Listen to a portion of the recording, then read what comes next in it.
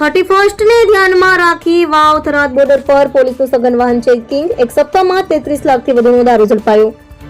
વાવ થરાદ જિલ્લાની સરહદ નજીક થરાદ પોલીસે 31ના તહેવારોને ધ્યાનમાં રાખીને વિશેષ સઘન વાહન ચેકિંગ અભિયાન શરૂ કર્યું છે.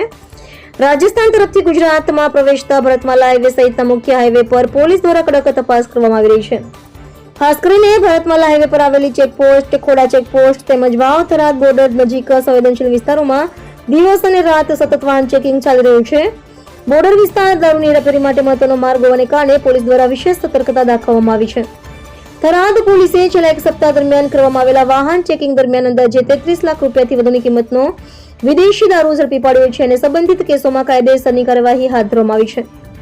આ કાર્યવાહીના પગલે ગેરકાયદેસર પ્રવૃત્તિઓમાં સંકળાયેલા તત્વોમાં ખળભળાટ મચ્યો છે.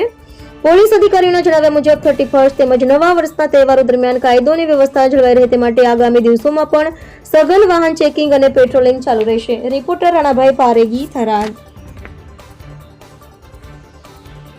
24/7 વાહન ચેકિંગ ચાલુ જ હોય છે, પરંતુ 31 ડિસેમ્બરને લઈને જે મહેરબાન પોલીસ અધિક્ષક સાહેબ શ્રી વાવ થરાદ ચિંતન દરિયા સાહેબની સૂચનાથી વધારાનો પોલીસ ફોર્સ ફાળવવામાં આવેલો છે અને સ્પેશિયલ 10 દિવસની ડ્રાઈવ આપવામાં આવેલી છે.